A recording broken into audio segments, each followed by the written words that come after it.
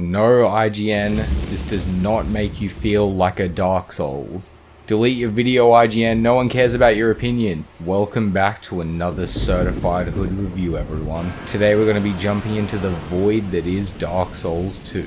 Be honest though, how much would I have to pay you to lick this bitch's teeth? In Dark Souls 2, you play as the Chosen Undead, a zombie with the curse of immortality that has to restore the first flame. This game starts pretty uneventful. You start by picking your class, which consists of like knights and swordsmen and like wizards and shit. You create your weirdo character and you set off on your adventure. And then this game just puts you through hell.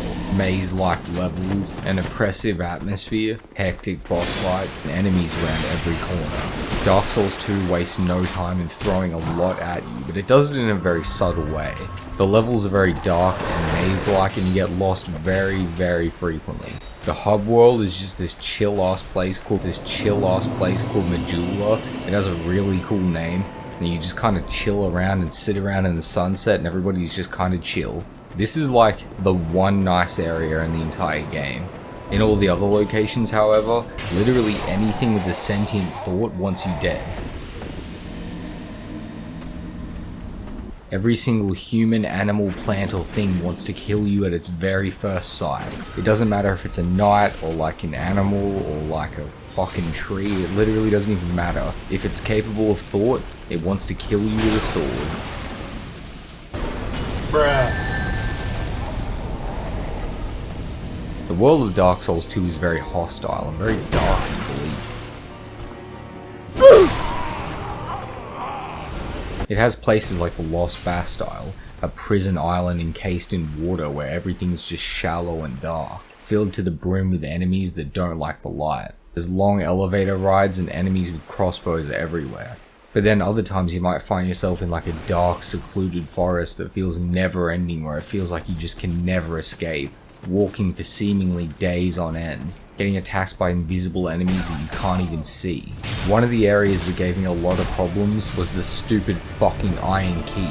This place is full of these dumb fucking knight ninjas that sprint at you with samurai swords and attack you.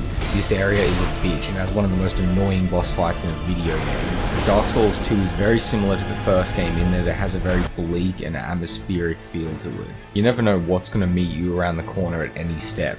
It could be a ginormous knight or a chest, or maybe like some crazy bullshit. The world of Dark Souls 2 is very nuanced and weird. You find a house with a talking cat that sells you magical rings. You journey through strange and treacherous lands, all to save the world from some impending magical vague curse.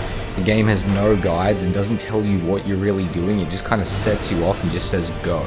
You run into increasingly more dangerous odds and you have to find a way to overcome things. You have to kill creatures, get their souls, find and upgrade more powerful weapons, and search for more items to continue your quest forward. Dark Souls 2 doesn't get enough love from the community for being as good as it is, but it is starting to make somewhat of a resurgence. This game is beautiful, bleak, and weird in the best kind of way, and it's one of the most challenging games in the series, but also one of the most fun to play through.